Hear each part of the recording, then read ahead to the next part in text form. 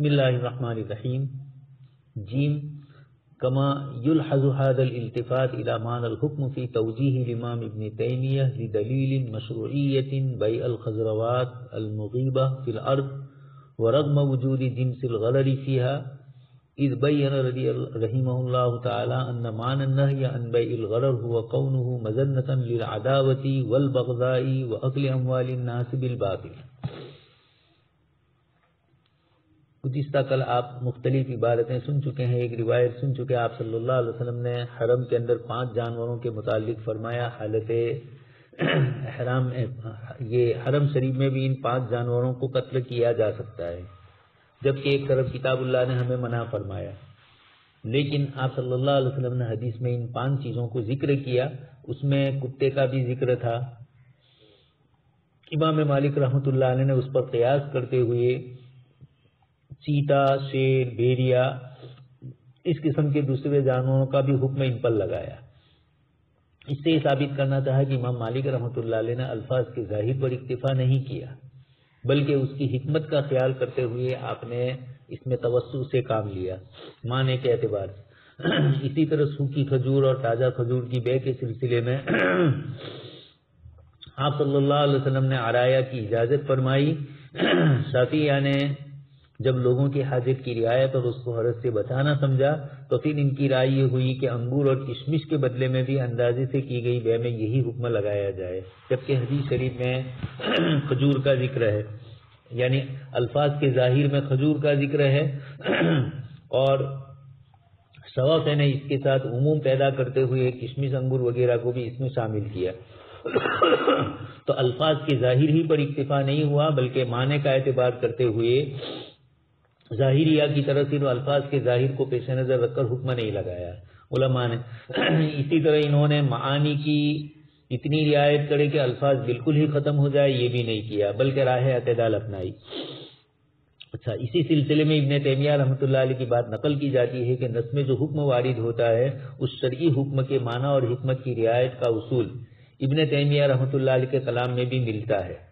چنانچہ ایک طرف غرر پائے جانے کی بنیاد کے اوپر بے سے آپ صلی اللہ علیہ وسلم نے منع فرمایا، لیکن وہ سبزیاں اور وہ چیزیں جو زمین کے اندر ہی اگتی ہے ان کی بے کے جواز کے سلسلے میں ابن تیمیہ رحمۃ اللہ علیہ نے فرمایا. اس سلسلے میں ان کے کلام کا حاصل ذکر کر رہے ہیں کونہ مظنۃ للعداوہ. بے غرر کی بابت جو نہیں آپ صلی اللہ علیہ وسلم نے روایت میں فرمائی، اس کا سبب یہ ہے کہ غرر آپس میں اختلافات، نزاع اور باطل طریقے سے لوگوں کے مال کھانے کا سبب بنتا ہے. لیکن جب زمین کے اندر موجودہ سبزی جیسی اشیاء بے میں معمولی سا غرر اس میں پایا جاتا ہے، اس کی بہت ضرورت ہے، ایسی بے کو علماء کرام نے ممنوع قرار دینے کی صورت میں اختلاف، نزاع اور باطل طریقے سے لوگوں کے مال کھانے کے مقابلے میں اس میں مفسدہ اور ضرر زیادہ پایا گیا تو اس کی اجازت دی گئی. باوجود غرر ہونے کے اس قسم کی چیزوں کی گنجائشیں دی گئی،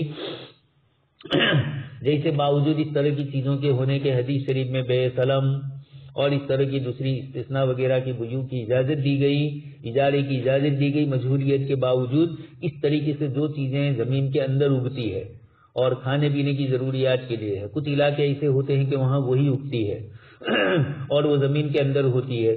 مونگ پھلی اور اس طرح کی دوسری کئی چیزیں آپ دیکھ رہے ہیں، زمین کے اندر اگنے والی سبزیاں بھی ہے، پیاز ہے، گاجر ہے اور اس طرح کی دوسری کئی چیزیں ہیں.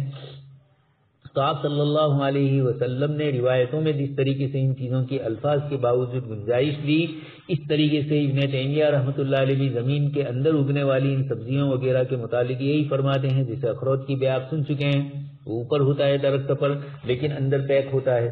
اس طرح جتنی بھی چیزیں پیک ہوتی ہے اور پھر اس کو خریدا جاتا ہے تو کچھ پتہ نہیں ہوتا ہے. گدے وغیرہ بھی آپ سن چکے ہیں.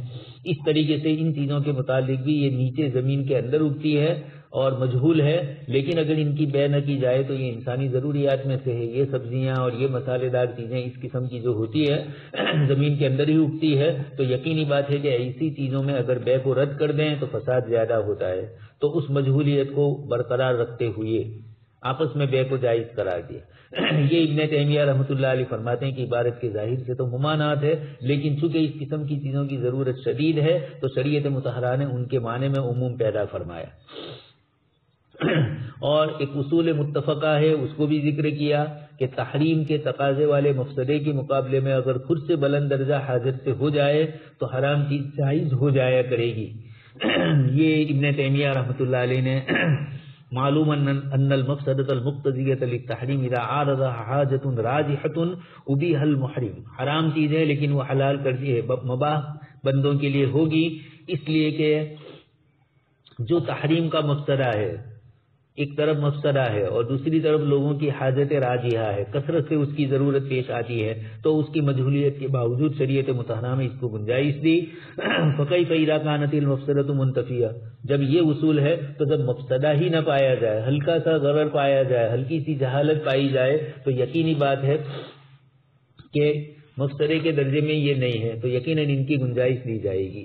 یہ فانظر کیف استند ھذا الامام العظیم، یہ اتنے بڑے امام ابن تیمیہ رحمۃ اللہ علیہ نے حکمت النہی عن بیع الغرر، ایک طرف بے غرر کی حرمت ہے لیکن اس ممانعت کی حکمت کو دلیل بناتے ہوئے کتنے واضح انداز میں ان معاملات کے جواز کا ابن تیمیہ رحمۃ اللہ علیہ نے فتویٰ دیا۔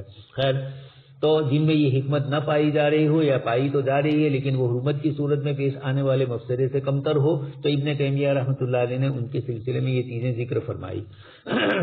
حکم کے ظاہر پر اکتفا نہ کرنے اور اس کی حکمت پر بھی توجہ دینے کے اس اصول پر فقہا کے کاربند رہنے کی ایک دلیل یہ بھی ہے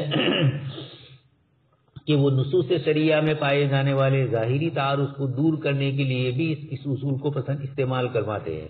چنانچہ آگے روایت آ رہی ہے جس میں آپ صلی اللہ علیہ وسلم نے ارشاد فرمایا اور اس پر کلام کیا علماء نے، وَإِنَّ مِمَّا يُرْشِدُ إِلَى الْتِفَاتِ الْفُقَهَاءِ إِلَى مَعْنَى الْحُكْمِ لَا إِلَى ظَاهِرِهِ فَقَدْ اعْتِمَادُهُمْ هَذَا الْمَعْنَى لِإِزَالَةِ التَّعَارُضِ الظَّاهِرِيِّ بَيْنَ النُّصُوصِ الشَّرْعِيِّةِ إِضَافَةً إِلَى اعْتِمَادِهِمْ عَلَيْهِ لِتَوْسِيعِ دَائِرَةِ الْحُكْمِ الشَّرْعِيِّ۔ یہ کہہ رہے ہیں کہ نصوص شریعہ میں پائے جانے والا ظاہری تعارض ہے، اس کو دور کرنے کے لیے بھی ان اصول کو استعمال کیا جائے گا۔ چنانچہ ایک مثال دے رہے ہیں، آپ صلی اللہ علیہ وسلم نے ایک طرف فرمایا کہ قاضی غصے کی حالت میں فیصلہ نہ کرے، اور ایک روایت ہے بخاری شریف میں بھی آپ سن چکے ہیں، آپ صلی اللہ علیہ وسلم کے ففیزاد بھائی حضرت زبیر رضی اللہ تعالیٰ عنہ اور ایک انصاری کا ایک نہر کے باغ میں پانی پہنچانے کے سلسلے میں اختلاف ہوا۔ آپ صلی اللہ علیہ وسلم نے انصاری سے کہا کہ پانی کو اپنے حال پر چلنے دو۔ حضرت زبیر کو کہا کہ اتنا چلاؤ اور پھر اس کے بعد تمہارے پڑوسی کو دو۔ انہوں نے آپ صلی اللہ علیہ وسلم نے ان کے ساتھ فضل کا معاملہ کیا، لیکن انہوں نے یہ کہا کہ انکان ابن عمک، آپ صلی اللہ علیہ وسلم کو یہ جملہ بھی روایت میں آتا ہے کہ وہ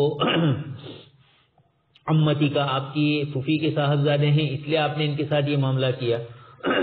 تو روایت کے الفاظ صاف ہے، اس کی یا زبیر ثم مرسل الی جاری، انصاری ناراض ہو گئے، فتلون وجہ رسول اللہ صلی اللہ علیہ وسلم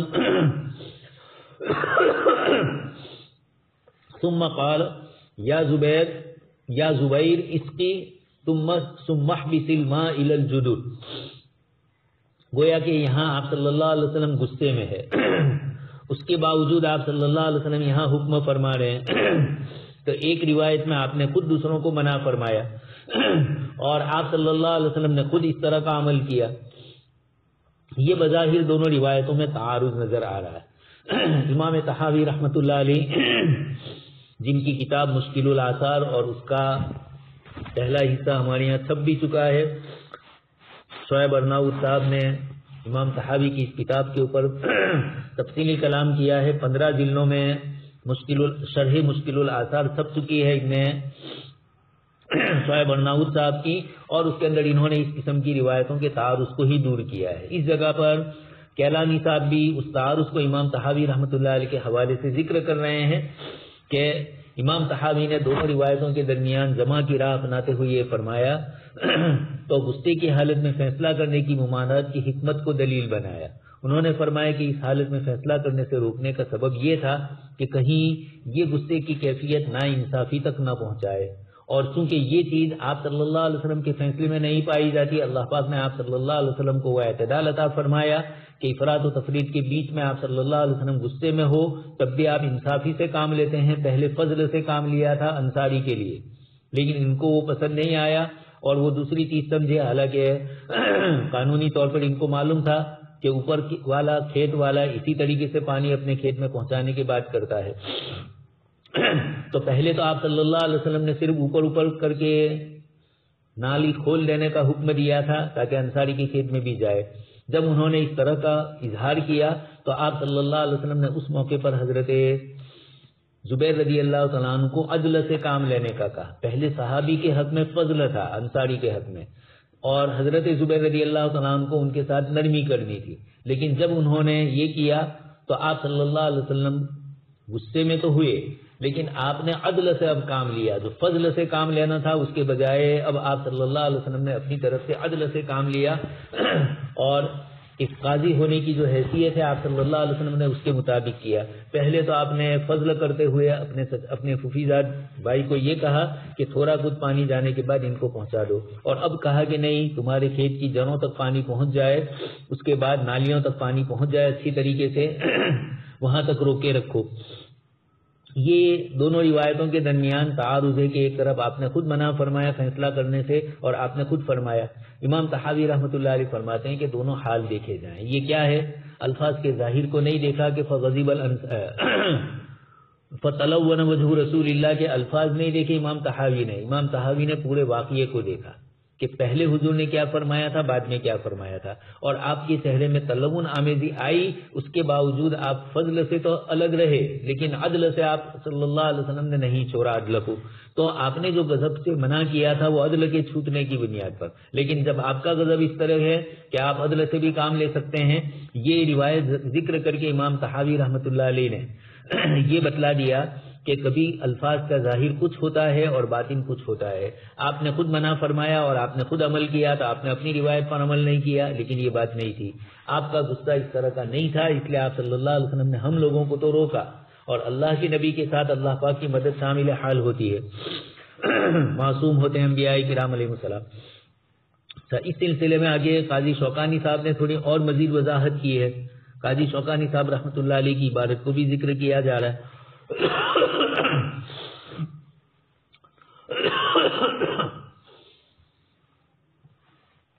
قاضی شوکانی رحمۃ اللہ علیہ نے فرمایا کہ غصے کی حالت میں فیصلے کرنے کی یہ جو ممانعت ہے وہ اس غضب سے متعلق ہے جو نا انصافی کا سبب بنے. بہت شاندار بات فرمائی، وہی جو امام طحاوی نے مختصراً ذکر کر دیا، اور جس کی وجہ سے قاضی دلائل پر ٹھنڈے دل سے غور و فکر نہ کر سکے. اور اگر غصہ ایسا نہیں ہے تو پھر قضا سے نہیں روکا جائے گا. قاضی من وجہین تو سامنے والے کی کسی عمل پر ناراض تو ہوگا، غصے تو ہوگا، لیکن فیصلہ تو وہ عدل سے ہی کرے گا. لیکن چونکہ غصے میں کبھی کبھار اس طرح ہو سکتا ہے، اللہ کے نبی صلی اللہ علیہ وسلم کے ساتھ یہ عمل نہیں ہے، اس لیے آپ صلی اللہ علیہ وسلم سے ناانصافی کا تصور نہیں ہو سکتا ہے. من عدل، اگر میں انصاف نہ کروں تو اور کون عدل کرے گا؟ روایت سن چکے ہیں بخاری میں. تو آپ صلی اللہ علیہ وسلم نے یہاں پر حدیث کے ظاہر پر آپ صلی اللہ علیہ وسلم نے جو کیا، فقان الجمع بین ہذین الحدیثین، امام طحاوی نے اس کو ذکر کیا. اور وَيُمْكِنُ أَن يُعَبِّرَ عَنْ هَذَا الْجَمْعِ بَيْنَ الْحَدِيثَيْنِ بِعِبَارَةٍ أَحْلَى. قاضی شوکانی نے اور مزید وضاحت سے اس کو ذکر کیا، أن النهي عن القضاء في حالة الغضب متوجه إلى الغضب المشوش الذي يكون مدخلا للجور في الحكم وعدم استيفاء البينات. اما غیر المشوش من الغضب الذي لا يشغل فلا يمنع من القضاء ولا يبدأ بصحته وسلامته. خیر، یہ تمام مثالیں ذکر کر کے بتلایا کہ فقہا اور اصولیین اپنے قول اور عمل میں احکام کے معانی اور حکم کا خیال کرتے ہیں، اور الفاظ کے ظاہر سے عمومی مفہوم پیدا کرتے ہوئے معانی کو بھی دیکھ کر فیصلہ کرتے ہیں، تو یہ صحیح فیصلے ہوتے ہیں. اچھا، اسی سلسلے میں اب کچھ وہ مثالیں ذکر کرتے ہیں کیلانی صاحب جو عصر حاضر کے اجتہاد میں کچھ علماء مجتہدین کی طرف سے ہوئی ہے. کیلانی صاحب جب اس قسم کی مثالیں ذکر کرتے ہیں، عصر حاضر کی مثال ہوتی ہے، تو ضروری نہیں کہ 100% ان سے ہم اتفاق بھی کر لیں. انہوں نے جو مثال دی ہے فوٹوگرافی کی مثال دی ہے، اور فوٹوگرافی کے سلسلے کے اندر ویسے ہی عرب علماء میں پہلے سے ہی مصر کی بنیاد کے اوپر مصر والوں نے سب سے پہلے اس مسئلے کو شروع کیا، اور تصاویر کے سلسلے میں، فوٹوگرافی کے سلسلے میں ان کے یہاں تھوڑی توسع سے کام لیا ہے۔ اب اگرچہ ہندوستان میں ہم لوگ قولی طور پر تو اس کی مخالفت کرتے ہیں، لیکن عملاً ہماری طرف سے بھی کچھ کوتاہیاں ہو رہی ہے، اس طرح کی چیزیں آ ہی رہی ہے۔ خیر، یہاں گفتگو یہ ہے کہ کیلانی صاحب یہ کہنا چاہتے ہیں کہ فوٹوگرافی اور تصویر، آپ صلی اللہ علیہ وسلم نے تصویر سے منع فرمایا، اور فوٹوگرافی جو آج کے زمانے میں ہو رہی ہے کیمرے کے ذریعے، اس کے رول کے ذریعے، اور اس طرح کی دوسری چیزیں جو آج کل موبائل کے ذریعے ہو رہی ہے، ان کا کہنا ہے کہ حدیث شریف میں جس تصویر سے منع کیا ہے اس کے ساتھ علتوں کو بھی حدیث شریف میں ذکر کیا ہے آپ صلی اللہ علیہ وسلم نے۔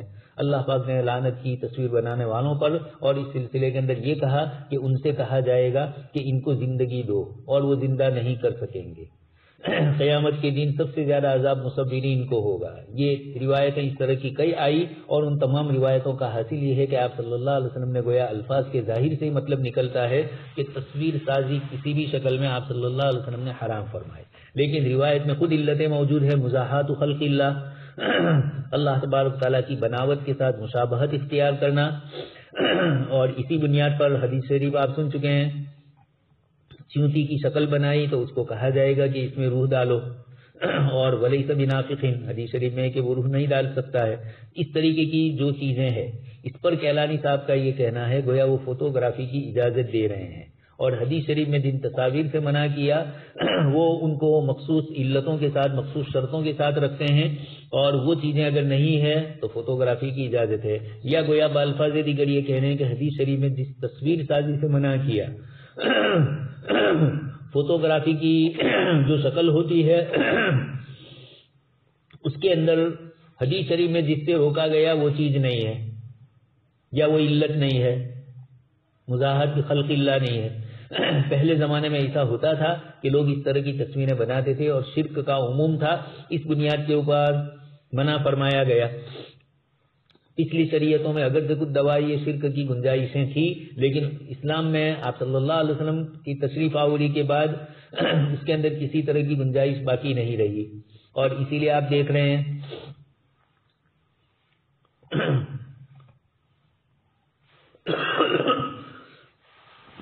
تماثیل و دفان کل جواب و قدور راسیات، حضرت داؤد علیہ السلام اور حضرت سلیمان علیہ السلام کے قصوں میں جو ذکر کیا گیا، شیاطین مختلف چیزیں بناتے تھے، اسی کے اندر وہ تماثیل لفظ آیا ہے، اور اس کے سلسلے میں گفتگو ہوئی۔ تمثال کا ایک جواب تو دوسرے حضرات نے کچھ چیزیں دی، عمارتیں وغیرہ سے بھی دیا، اور کچھ حضرات نے کہا کہ نہیں یہ مورتیوں ہی کی شکل۔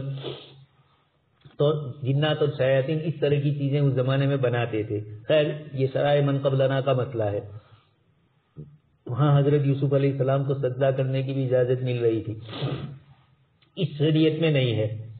تو اب یہ ہے کہ فوٹوگرافی کا یہ مسئلہ عصر حاضر میں بڑا پیچیدہ ہو چکا ہے۔ حضرت مولانا تقی صاحب، مفتی محمد تقی صاحب دامت برکاتہم اسی قسم کی چیزوں کو، دوست وغیرہ کو سمجھانا چاہ رہے تھے، یہ کہنا چاہ رہے تھے، لیکن چونکہ یعنی پہلے زمانے کا تصویر ساز اپنے آپ کو مصور ہونے کے ساتھ ساتھ خالق کا مفہوم بھی سمجھ رہا تھا، یا اللہ تبارک و تعالیٰ کی تخلیق کے ساتھ مشابہت کر کے اپنے آپ اعتبار سے خوش ہو رہا تھا۔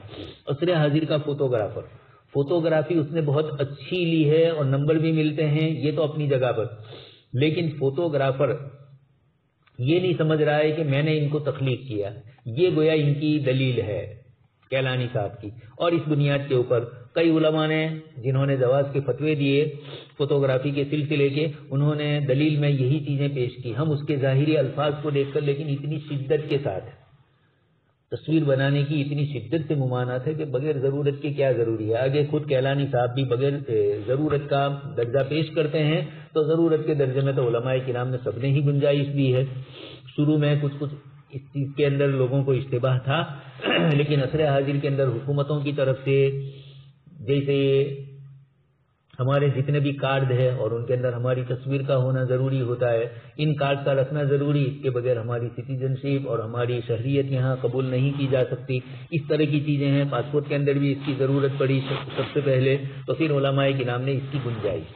تو اتنا تو یاد رکھا جائے کہ روایتوں میں اس کثرت سے تصویر سازی کے متعلق روایتیں آئی ہے، کچھ روایتوں کے اندر مطلق ہے، کچھ روایتوں میں مزاحت بخلق اللہ کا بھی ذکر ہے.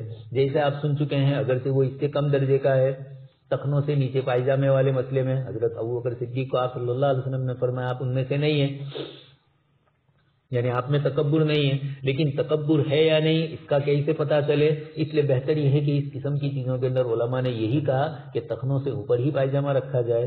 کبھی کبھار بھول سے اس طرح ہو جائے اور آپ کی توجہ نہیں تھی اور ایسا ہو گیا تو پھر حضرت ابوبکر صدیق کی طرح ہمارے لیے بھی گنجائش نکلتی ہے. یہاں پر بھی جہاں ضرورت کے لیے فوٹوگرافی کی تصویر سازی کی جو ضرورت ہے ان چیزوں کے اندر اگر ہے، یعنی گویا وہ اس کو تصویر سازی نہیں کہتے ہیں، یا تصویر سازی کی جو علت ہے وہ اور فوٹوگرافر کی علت وہ نہیں ہوتی ہے. اس بنیاد کے اوپر انہوں نے اس کی گنجائش دی ہے. اب ہمارے یہاں بھی موبائل میں ہم لوگ کر ہی رہے ہیں، ادھر سے ادھر کوئی چیز بھیج رہے ہیں اور اس کے اندر یہ سارا پورا پیکیج ہوتا ہے. اس لیے مسئلہ تو کچھ گڑبڑیاں ہماری طرف سے بھی ہو ہی چکا ہے. تو اس کا احساس ہو کہ حدیث شریف میں کثرت سے تصویر سے ممانعت کی ہے تو بغیر ضرورت کے ہم کسی کے اوپر اس طرح تصویریں نہ بھیجیں. خیر اس مسئلے میں ان کی بات جو ہے اس کو پہلے سن لیا جائے. وَإِنَّ هَذِهِ الْقَاعِدَةَ ذَاتَ أَثَرٍ بَيِّنٍ فِي إِظْهَارِ مَرْجُوحِيَّةِ بَعْضِ الْآرَاءِ الْفِقْهِيَّةِ الْمُعَاصِرَةِ وَالَّتِي لَمْ يُرَى أَصْحَابُهَا مَعَانِيَ النُّصُوصِ وَإِنَّمَا وَقَفُوا عَلَى ظَاهِرِهَا وَجَمَدُوا عِنْدَ مَبَانِيهَا وَمِنْ ذَلِكَ. یہ کہہ رہے ہیں کہ یہ حضرات جو فوٹوگرافری کو منع کر رہے ہیں، ان حضرات کے سلسلے میں یہ فرماتے ہیں کہ ان نصوص کی درجے بالا حکمت و علت پر اگر غور کریں، اسی طرح فوٹوگرافی کی حقیقت بھی علم میں آ جائے تو وہ رائے وجود میں نہیں آ سکتی جو اوپر بعض حضرات نے نقل کی ہے. ابھی بھی ہمارے علماء اس پر جمے ہوئے ہیں. اب کچھ عملی شکل کے اندر تخفیف آ گئی ہے، لیکن قولی طور پر ہمارے فتاوے ابھی بھی وہی ہے اور اس کو مطلق بھی نہیں کر دینا چاہیے تاکہ لوگوں کے دل سے اس کی قباحت ہی نکل جائے اور بغیر ضرورت کے ان چیزوں کا استعمال ہو. اس لیے بات تو وہ اپنی جگہ پر رہے گی. من وجہ مشابہت بھی تو ہم کم سے کم اس کو سمجھیں گے، فوٹوگراف اور تصویر، اور حدیث شریف میں تصویر سے منع کیا. اگر کچھ لوگوں نے کہا کہ اس زمانے کی تصویریں منقش ہوتی تھی، چیزوں کے اوپر بنائی جاتی تھی اور وہ دیر پا رہتی تھی، اس بنیاد کے اوپر اور بتوں کے ساتھ بھی اس طرح کا معاملہ کیا جاتا تھا، یا یہ کہ یہ تصویروں کی بعد میں پوجا کی ہی جاتی ہے. رات دن دیکھ ہی رہے شرک اور کفر کی دنیا میں کوئی بھی تصویر ہو اس تصویر کو بھی فوراً عبادت کرنا اس کی شروع کر دیتے ہیں، پوجنا اس کو شروع کر دیتے ہیں. کچھ لوگ تو اسی طرح کی تصویر بنا کر اپنے گھروں میں رکھ دیتے ہیں اور اسی کو معبود سمجھتے ہیں، بھگوان سمجھتے ہیں. تو یہ اس طرح کی جو چیزیں ہیں یہ مشابہت کا ان کے ساتھ ہو ہی رہی ہے. اس لیے اچھا ان کا یہ کہنا ہے کہ نہیں فوٹوگرافی کے اندر یہ آپ نے ظاہر کو دیکھ کر فتویٰ دیا حدیث شریف کے، حدیث شریف کی گہرائی سے مطالعہ کریں تو اس کے معنی اور اس کی حکمتیں جو ہے تصویر بنانے سے جو ممانعت ہے، اب وہ چیز آتی ہی نہیں کہ ممانعت کا سوال پیدا ہو. یہ کہنا چاہ رہے ہیں. اس لیے کہ فوٹوگرافی میں صرف بعض معلوم آلات کے ذریعے سائے کو روک لیا جاتا ہے. اس سلسلے کے اندر مختلف باتیں ہیں. حضرت مولانا تقی صاحب نے بھی بہت تفصیل سے اس مسئلے کو ذکر کیا ہے اور بھی عصر حاضر میں دوسرے حضرات نے بھی اس کو ذکر کیا ہے. ڈیجیٹل فوٹو تصاویر کی عدم حلت کا جن حضرات نے ذکر کیا انہوں نے بھی ان آلات کے ذریعے کس طریقے سے اس کو روکا جاتا ہے، ڈاٹس کیسے بنتے ہیں، ان چیزوں کو ذکر کیا. کیلانی صاحب تو کافی سال پہلے یہ کتاب لکھ چکے ہیں اور نئے نئے آلات ایجاد میں وجود میں آ رہے ہیں، ان کی ایجاد ہو رہی ہے. اس لیے اب ٹیکنالوجی اعلیٰ سے اعلیٰ ٹیکنالوجی کی طرف جا رہی ہے. انہوں نے جو سائے کو روک لینے کی بات کی، اب وہ اس زمانے کے جو آلات تھے اس میں اس طرح تھا، اور اب تو ہر سال اور ہر مہینے نئی نئی چیزیں آ رہی ہے تصویر سازی کی سلسلے کی. اگر ہم اس کو تصویر کہہ بھی دیں تب بھی اس میں مزاحت و خلق اللہ تو نہیں پائی جاتی. یہ دو دلیلیں ہیں، ایک تو یہ کہ وہ تصویر کے حکم میں نہیں ہے، اور دوسری بات یہ کہ اگر آپ نے اس کو تصویر مان بھی لیا تو تصویر کی آپ صلی اللہ علیہ وسلم نے روایتوں میں جو ممانعت فرمائی اس میں کچھ حکمتیں اور علتیں اس کی ذکر کی ہے، مزاحت و خلق اللہ. اور یہ فوٹوگرافر اس وقت مزاحت و خلق اللہ نہیں کرتا ہے. الفاظ کا اعتبار ان کی حکمتوں اور علت کی روشنی میں کیا جاتا ہے. یہی حکمتیں اور علت نص کے مدلولات کی وضاحت کرتی ہے. اسی طرح حکم شرعی تک پہنچنے میں فقیہ کے لیے یہ معاون بھی ہوتی ہے. اس لیے مفتی اور مجتہد کو حدیث شریف کی علت اور غایت کو بھی محسوس کرنا چاہیے، اس کی حکمت کو بھی محسوس کرنا چاہیے. حدیث شریف میں اس کو کسی شرط سے معلق کر دیا ہو، کسی قید کے ساتھ مقید کیا ہے تو وہ قید کیا ہے، اور اگر وہ قید نہ پائی جائے تو حکم کیا ہے. اس سلسلے کے اندر کیلانی صاحب کا یہ کہنا ہے کہ یہ حکمتیں ہی فقیہ کے لیے یہ حکم لگانے میں معاون ہوتی ہے. اس بنیاد کے اوپر ان کی طرف سے بات یہی آئی کہ یہ نہیں کو شامل نہیں ہے، بس یہی کہنا ہے ان کا. فوٹوگراف اس نہیں کے دائرے میں نہیں آتے. لعدم تحقق معنی فیہ فی العادتی والاغلبی، یہ کہہ رہے ہیں کہ اغلب اور عادت کے اعتبار سے مزاحت خلق اللہ کا تصور اس کے ذہن میں نہیں ہوتا ہے. اذ لا يتخذ ذاك التصویر للمزاحات او المشاکلة للخالق سبحانہ وتعالی، خاصۃ اذا كان التصویر لمعاملة رسمیۃ او لقضیۃ امنیۃ او لغایۃ معنویۃ. یہ کہہ رہے ہیں کہ خاص کر کے ایسے مواقع میں جب فوٹو کسی سرکاری کام کاج کے لیے ضرورت پڑتی ہے، سیکیورٹی کی نسبت سے اس کی ضرورت پڑتی ہے، امن عامہ کی یا امن کے اعتبار سے، یا اور کوئی دوسری وجہ ہے، تو اس قسم کے جو مقاصد ہوتے ہیں اس کے پیش نظر تو علماء کرام نے گنجائش دی ہی ہے. لیکن نظم تصویر سازی کا جو حکم وارد ہوا وہ اس وقت فوٹوگراف میں بھی پایا جائے گا جب اس کے اندر مزاحت خلق اللہ پائی جائے. تو ایسی صورت کے اندر کیلانی صاحب کہتے ہیں کہ اگر کوئی فوٹوگرافر یہ سمجھتا ہے کہ میں نے تخلیق کی ہے کائنات، اس کی تصویر لے کر وہ یہ سمجھنے لگے یا وہ تشابہ اختیار کرنے لگے اللہ تبارک تعالیٰ کی ذات عالی کے ساتھ، تو وہ علت بھی پائی گئی جس میں حدیث شریف میں ممانعت آئی تھی. تو اس بنیاد پر یہ کہتے ہیں کہ تب تو اس کا حکم وہی ہوگا، تصویر میں بھی یہی ہوگا. اور اس طرح کی عصر حاضر کے اندر جتنی چیزیں ہوتی ہیں ان کا جو حکم ہے، حدیث شریف میں تصویر کے سلسلے میں بھی ممانعت آئی، اور اسی طریقے سے حدیث شریف کی وہ ممانعت بھی آپ جان چکے ہیں جس کے اندر آپ صلی اللہ علیہ وسلم نے تخنوں سے نیچے پائجامے وغیرہ کا مسئلہ ذکر کیا.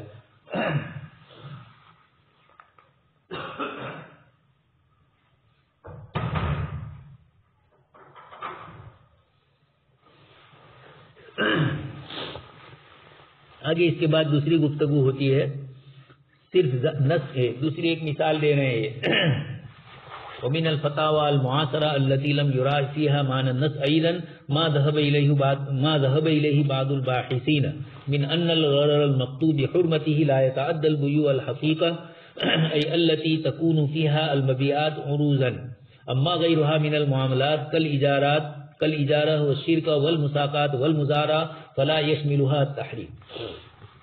انہوں نے دو مثالیں دی کیلانی صاحب نے. پہلی مثال تو وہ تھی جن کے اندر ایک چیز نصوص سے حرام ہے لیکن علت اور حکمت کے ساتھ ہے، اور وہ حکمت نہیں پائی جا رہی ہے، اس بنیاد کے اوپر اب اس کی حرمت نہیں پائی گئی. فوٹوگرافی میں یہ مثال دی. دوسری ایک مثال دے رہے ہیں ان لوگوں کی جنہوں نے نص کے ظاہر پر اعتماد کرتے ہوئے ایک فتویٰ دیا اور اس فتوے کے اندر شریعت مطہرہ جو چاہ رہی ہے اس کے خلاف ان کا نتیجہ نکلتا ہے. تو کیلانی صاحب کے زمانے میں کوئی عرب عالم ہوں گے، ان کے معاصر، انہوں نے لکھا ہے اپنے معاصر عالم معاصرہ میں، تو کسی عالم صاحب نے یہ فتویٰ دیا ہوگا. انہوں نے یہ کہا کہ حدیث شریف میں جو غرر سے منع کیا گیا ہے یہ عمومی طور پر بیع حقیقی میں منع کیا گیا ہے، اس کے مقابلے میں جو دوسری چیزیں ہوتی ہے، اجارہ ہے، شرکت ہے، مساقات ہے، مزارعات ہے، اس قسم کے معاملات کے اندر غرر کی نفی نہیں آئی، یعنی غرر کی نفی محض آئی ہے بیع میں، بیع کے لفظ میں. حدیث شریف میں اجارے میں غرر کی نفی اس طرح صراحتاً نہیں آیا، شرکت میں غرر کی نفی، مساقات میں، مزارعات میں غرر کی نفی کی گئی ہو، دھوکے کی نفی کی گئی ہو، ایسی سڑی عبارت نہیں ہے، بیع کے سلسلے میں ہے. اس لیے یہ حکم بیع تک ہی ملحوظ رہے گا، اور دوسرے اجارہ، شرکت وغیرہ میں اگر غرر پایا گیا تو بھی کوئی حرج نہیں ہے، اس لیے کہ حدیث شریف میں غرر کی صرف بیع سے ہی منع کیا. یہ وہ حضرات ہے جو مسائل شرعیہ کے اندر معمولی اس طرح کی چیزیں دیکھ کر ممنوعات کو نکال دیتے ہیں اور اس کو حلال کی فہرست میں داخل کر دیتے ہیں. تو ان حضرات نے یہ فرق کیا، یہ ایک دوسری سمت میں گئے ہیں، وہاں تھوڑی شدت ہے فوٹوگرافی میں یعنی روایت پر باقی رہے، اور یہاں پر یہ ہے کہ حدیث شریف میں جو چیز آپ صلی اللہ علیہ وسلم نے ایک چیز کے لیے ذکر کی اور دوسرے کے لیے نہیں آیا تو تنسیس الشیء مادہ کی نفی نہیں کرتی ہے، لیکن انہوں نے اس کو نفی میں لے لیا. اور ان علماء نے یہ کہا کہ جو کچھ شرطیں غرض وغیرہ کی دھوکہ ہونے کی بنیاد پر بے کے اندر جو رد کرنے کا مسئلہ آیا ہے یا دھوکے والی بے سے آپ صلی اللہ علیہ وسلم نے حدیث شریف میں جو منع فرمایا ہے یہ عروض کے اندر پایا جاتا ہے. مبی جب سامان ہوتا ہے اور اس کے مقابلے میں وہ چیزیں جیسے اجارہ ہے، شرکت ہے، مساقات ہے، مزارات ہے، اس قسم کے معاملات کے اندر مبی عروض نہیں بن رہے ہیں، سامان نہیں بن رہے ہیں، تو انہوں نے دلیل یہ کی کہ غرر کی نہیں جن روایتوں میں آئی ہے اس میں لفظ بے ہے، لہذا یہ معاملات بے کے ساتھ شامل نہیں ہوں گے. انہوں نے الفاظ کے ظاہر کا اعتبار کرتے ہوئے معانی کی طرف غور نہیں کیا، انہوں نے بھی نہیں کیا. فوٹوگرافی والے مسئلے میں بھی یہ کہہ رہے ہیں کہ اعلانی صاحب کے نہیں کیا. خیر فوٹوگرافی کا مسئلہ تو ابھی مختلف ہی ہے، البتہ اس مسئلے میں ہم بھی ان کے ساتھ ہیں کیلانی صاحب کے ساتھ. اس رائے کے اختیار کرنے والے علماء نے حدیث شریف کے علاوہ بعض علماء کے اقوال سے بھی استدلال کیا جن کے ظاہر سے یہی معلوم ہوتا ہے کہ غرض صرف بے میں ہی حرام ہے، دیگر عقود میں نہیں ہے. کچھ علماء کی رائے بھی اس طرح کی ہوگی یا کچھ علماء کی عبارتیں اس طرح کی ہوگی. یقینی بات ہے کہ چاہے کسی کی عبادت ہو، چاہے ان کے کیلانی صاحب کے اپنے معاصر جو عالم ہیں ان کی ہو، وہ بھی ہوں گے. تو کیلانی صاحب کا یہ کہنا ہے کہ انہوں نے یہ جو طریقہ اپنایا وصاحب هذا الرأي وقف عن ظاہر النصوص دون اعمال لمعانیها، انہوں نے محض نصوص کے ظاہر سے ہی استدلال کیا، یا وقف على ظاہر النصوص دون اعمال لمعانیها ولا التفات لمقصد تشریحها، وذلك ان رسول الله صلی اللہ علیہ وسلم انما نهى عن الغرر في بيع نظر لما يستلزم من ضرر يحيق باحد المتعاقدين او كليهما. کیلانی صاحب بہت اچھی بات فرماتے ہیں کہ ان علماء نے یہ نہیں دیکھا کہ آپ صلی اللہ علیہ وسلم نے روایت میں جو بے غرر سے منع کیا تو بے غرر کی جو حکمت ہے وہ اجارے، شرکت، مساقات وغیرہ میں بھی، اس لیے کہ غرر کا مطلب یہ ہے کہ کوئی چیز اس کے دھوکے میں رہی اور نتیجتاً کسی ایک یا دونوں کا نقصان ہے بائع اور مشتری میں سے، یا کبھی کبھار دونوں میں جھگڑا ہوا تو دونوں اور کر گئے تو دونوں کو نقصان ایک دوسرے سے ہو رہا ہے. تو اس قسم کی چیزیں پائی جاتی ہے. یہ چیز جیسے بے میں ہوتی ہے، اجارے میں بھی اگر مجہولیت آئی تو آپ نے مکان دکان کرائے پر دی تو آپ کے ساتھ بھی یہ مسئلے آ سکتے ہیں. شرکت میں بھی دونوں شریک حضرات کے درمیان آپس میں اس طرح آ سکتا ہے. مساقات اور مزارات، کھیتی کے مسئلوں میں بھی یہ چیزیں آ سکتی ہے آپس میں ان دونوں کے درمیان. تو معلوم یہ ہوا کہ اللہ کے رسول صلی اللہ علیہ وسلم نے غرر سے جو روکا ہے یہ غرر دھوکا ہے اور اس کے نتیجے میں دونوں کے درمیان ناچاکیاں ہو کر لڑائی جھگڑے کا باعث بنتی ہے. تو مفضی الی النزاع ہے. یہ مفضی الی النزاع جس طرح بے میں ہے، اسی طریقے سے اجارے، شرکت، مساقات، مزارات میں بھی اگر اس طرح کی کوئی چیز پائی گئی تو وہ بھی مفضی الی المنازع ہوتا ہے. اس لیے جب علت وہاں بھی یہی پائی گئی تو اس کی بنیاد کے اوپر ان میں بھی، اجارے، شرکت وغیرہ میں بھی اگر غرر پایا جاتا ہے تو یہ غرر سے روکا جائے گا. جیسے بے میں غرر سے روکا گیا ان میں بھی روکا جائے گا. اس سلسلے میں آگے کیلانی صاحب کئی اور دوسری عبارتیں بھی ذکر کر رہے ہیں.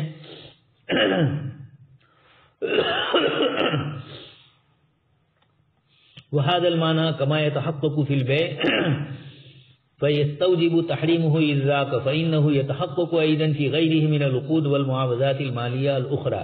وإذا كانت أحكام الشريعة حريصة على دفع ضرر الناتج عن الغرر في عقد البيع فإن حرصها لا يقل عن ذلك في سائر العقود الأخرى إذ العبرة بوقوع الضرر لا بمتعلقه فسواء كان الضرر ناتجا عن عقد بيع أو إجارة أو شركة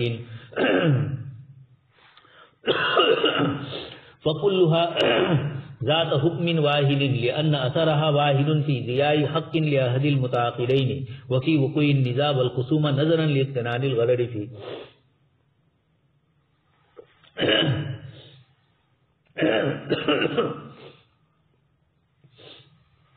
اچھا آگے فرماتے ہیں وَيُؤَكِّدُ ذَلِكَ وَيُوَثِّقُهُ أَنَّ الْفُقَهَاءَ كَمَا وَضَعُوا لعقد البيع شروطا تكفل نفي الغرر عنه فكذلك وضعوا لغيره من العقود والمعاوضات المالية ما يحقق نفي الغرر. یہ کہہ رہے ہیں کہ فقہائے کرام کی عبارتوں سے خود پتہ چلتا ہے. ایک تو انہوں نے حدیث شریف میں جو استدلال کیا اس کا جواب تو دے دیا کہ حدیث شریف میں بے کا لفظ ہے، لیکن یہ دیکھا جائے کہ علت اس کی اور حکمت اس کی یہ ہے کہ جھگڑا نہ ہو، اور چونکہ اجارہ شرکت وغیرہ میں بھی اس طرح کا اگر جھگڑا پیدا کرتا ہے تو جو حکم بے میں ہے وہی حکم ان میں بھی لگے گا، اس لیے کہ مقصود شریعت تو نزاع سے دور کرنا ہے، چاہے بے میں پایا جائے چاہے اجارے میں پایا جائے۔ البتہ انہوں نے کچھ فقہا کی عبارت سے ان معاصر علماء نے جن کا نام کیلانی صاحب نے یہاں نہیں لیا، اور یہی مناسب ہوتا ہے نام نہ لینا بھی کسی کا، تو انہوں نے یہ کہا تھا کہ کچھ علماء کی عبارت سے بھی معلوم ہوتا ہے کہ غرر کا تعلق بے سے ہی ہوتا ہے، دیگر عقود سے نہیں ہے۔ اس کا جواب دیا کہ فقہائے کرام کی عبارتوں میں جب ہم غور کرتے ہیں تو پتہ چلتا ہے کہ جیسے بے میں غرر سے انہوں نے روکا یا بے میں غرر ہونے کے جو اسباب پائے جاتے ہیں ان سے منع کیا، اس طرح اجارہ اور شرکت مساقات وغیرہ معاملات میں بھی ہم نے دیکھا کہ فقہائے کرام نے ان کو بھی غرر سے بچانے کے لیے کچھ ایسی شرطیں متعین کی ہے جن کی وجہ سے اجارے میں جھگڑا نہ ہو، شرکت میں جھگڑا نہ ہو، اور جب وہ دیکھتے ہیں تو پتہ چلتا ہے کہ یہ سب غرر تک پہنچانے کا ذریعہ بنتی تھی تو ان سے روکنے کے لیے فرمایا۔ تو بے میں بھی غرر کا ذریعہ بنتی تھی، شریعت نے روکا، تو اب ان چیزوں میں بھی فقہائے کرام نے اسی لیے روکا کہ علت تو سب میں ایک ہی پائی جاتی ہے، نزاع، اور وہ شریعت کو مطلوب نہیں ہے۔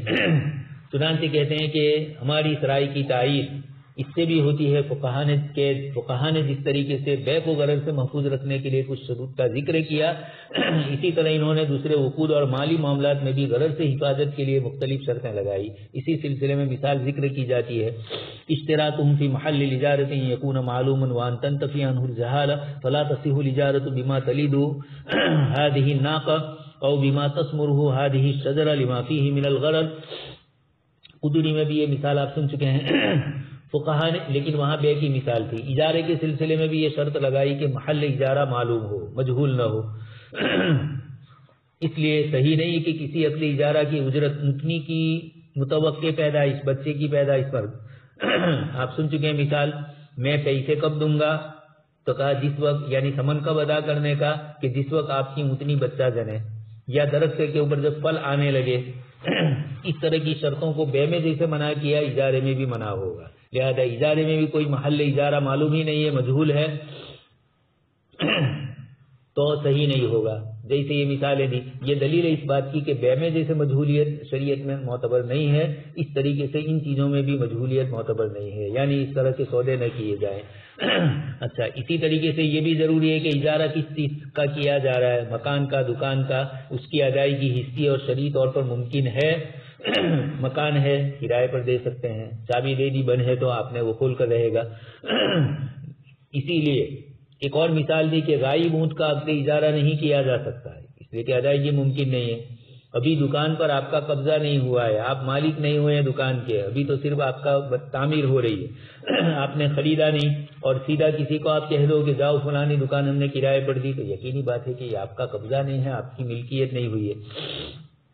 اسی طریقے سے جو مکان ابھی تعمیر نہیں ہوا ہے، آپ یہ کہو کہ میں نے وہ تم کو کرائے پر دیا، تو ابھی کس طرح کا بنے گا، کیسے بنے گا، دکان کیسی بنے گی، ابھی تو تعمیر اس کی چل رہی ہے، ابھی قابل انتفاع نہیں ہے وہ۔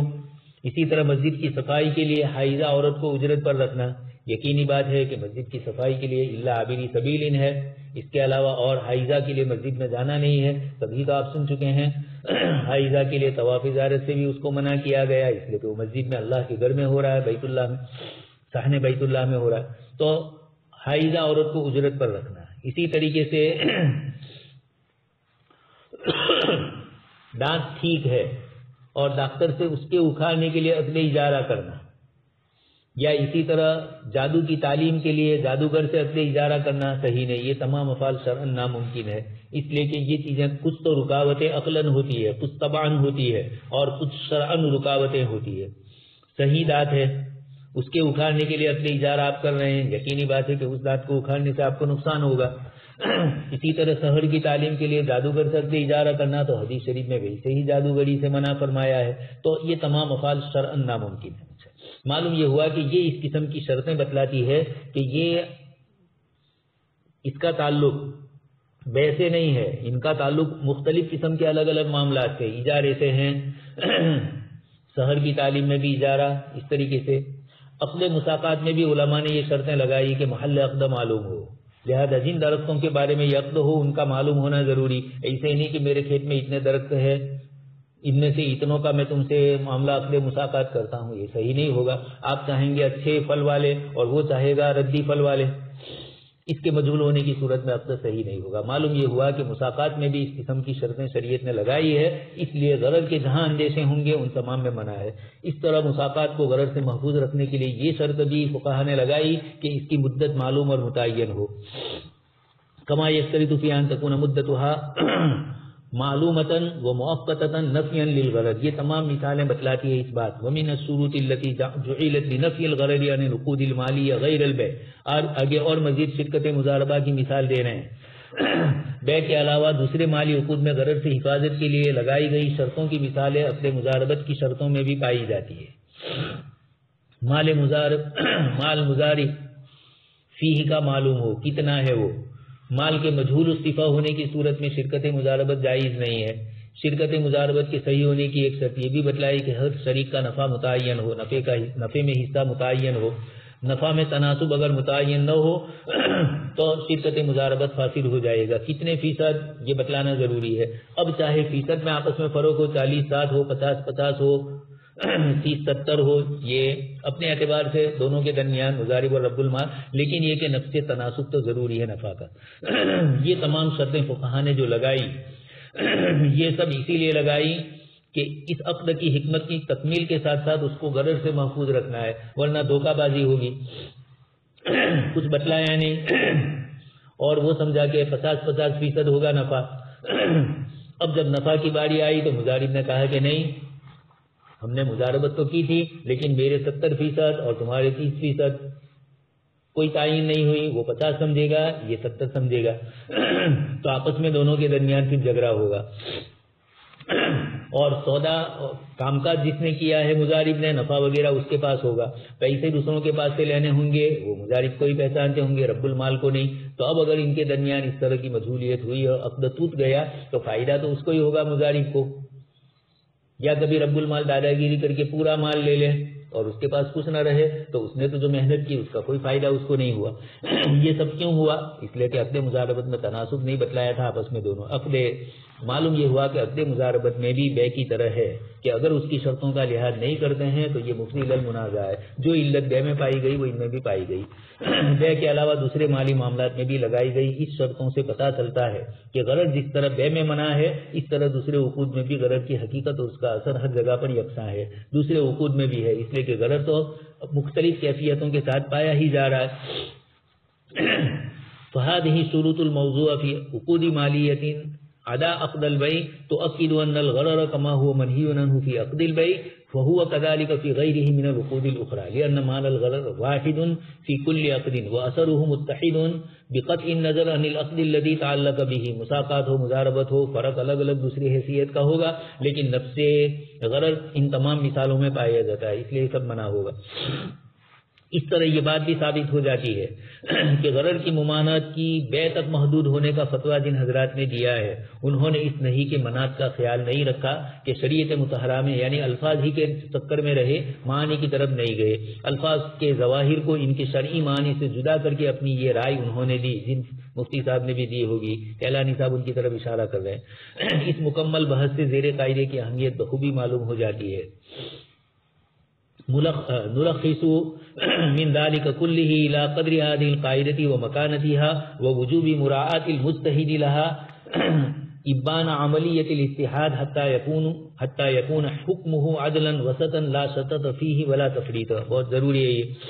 اچھا، آگے اس کے بعد امام شاطبی رحمۃ اللہ علیہ کا ایک قاعدہ بھی ذکر کرتے ہیں. والامام الشاطبی یبین ضرورت الالتفات الى معانی اللفظ سواء كان امرا او نهيا وعاما ام خاصا ليوسع ذلك مجال الاجتهاد وميدانه لان المجتهد يتسع مجال اجتهاده باجراء العلل والالتفات اليها فانه يزول لهذا النظر ضابطا يثبته وهو ما عبرت عنه القاعده التاليه. آگے آ رہا ہے لا يجوز اقتناص معنى يؤدي الى الغاء النص. افراط و تفریط سے پاک کرنے کے لیے دوسرا ایک قاعدہ آگے ذکر کرتے ہیں. امام شاطبی رحمۃ اللہ علیہ چاہے وہ عام ہو یا خاص ہو، امر ہو یا نہیں ہو، ان کے مقاصد اور ان کی حکمتوں کی رعایت کو اس لیے لازمی قرار دے رہے ہیں کہ اس طرح علل اور معانی پر غور کرنے سے دائرہ اجتہاد وسیع ہوگا. لیکن اس کے ساتھ ساتھ علل و معانی پر غور کرنے کا بھی ضابطہ بتلائیں گے کہ الفاظ کا بالکل الغاء نہ ہو جائے. یہ امام شاطبی کا عام متن قاعدہ ہے. پہلے ایک چیز کو، ایک اصول کو ذکر کرتے ہیں، اس کی مکمل وضاحت، اس کی مثالوں سے اس کو سمجھاتے ہیں، پھر اسی سے نکلنے والا دوسرا جو قاعدہ ہے جو اس سے تھوڑا مختلف ہے.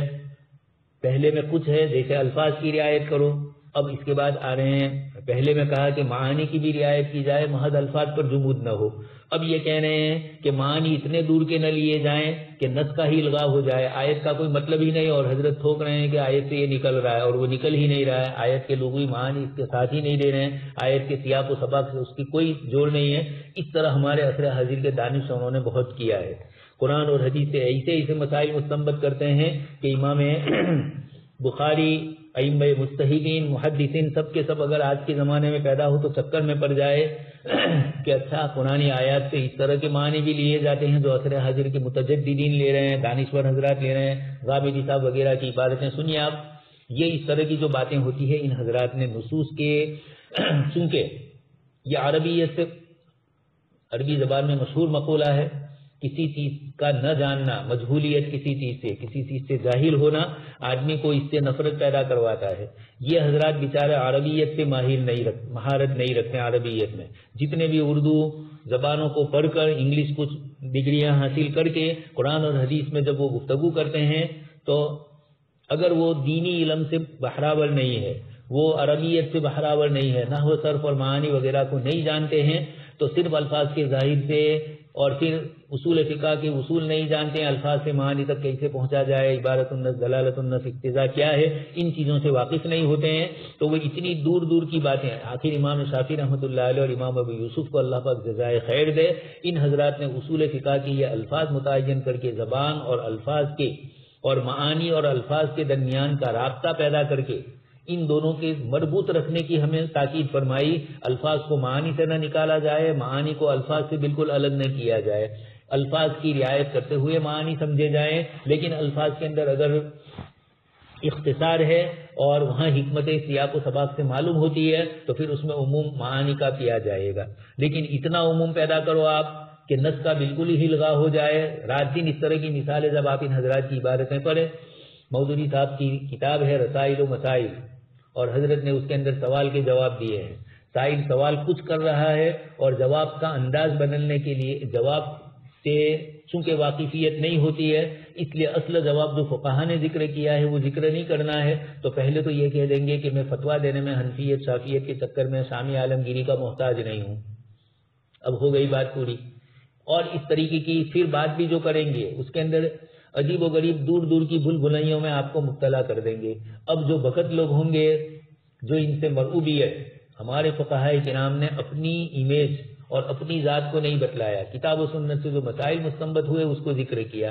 پھر ان کے علوم میں اللہ پاک نے اتنی برکتیں دی کہ ابن تیمیہ اتنے سالوں کے بعد بھی یاد کیے جا رہے ہیں، ابن عبدالسلام یاد کیے جا رہے ہیں، امام غزالی یاد کیے جا رہے ہیں، شاطبی یاد کیے جا رہے ہیں. یہ ان حضرات نے چونکہ اس طرح کی چیزیں نہیں کی. عصر حاضر کے ہمارے متجددین یہ دوسرا جو قاعدہ ذکر کیا اس کا الغاء کر رہے ہیں، نصوص ہی کا الغاء، جیسا آپ سن ہی چکے ہیں نجات اللہ صدیقی صاحب کہ اگر حکمت پر عمل نہیں ہو رہا ہے نصوص کی بنیاد پر تو نصوص کو چھوڑ دیا جائے گا، حکمت پر عمل. نعوذ باللہ. جس خدا بند قدوس نے حکمت کو نص سے وابستہ کی ہے اس خدا بند قدوس کے حکم کے ظاہر کو آپ رد کر دو اور آپ اپنی طرف سے اس کی حکمت تلاش کرو. یہ بہت بڑی جرأت ہے. خیر اس کے بعد کتاب اصل شکل میں آ گئی، مقاصد شریعت، اور اس کے اندر کافی انہوں نے پھر تبدیلی کی. حضرت مولانا خالد سیف اللہ صاحب کو اللہ پاک جزائے خیر عطا فرمائے، آپ کی توجہات نے ان کو اس طرف پھر دوبارہ متوجہ کیا. خیر آگے والے قاعدے میں اسی کی طرف اشارہ ہو رہا ہے. سبحان اللہ و بحمدہ، سبحانک اللہم و بحمدک، نشہد ان لا الہ الا انت، نستغفرک و نتوب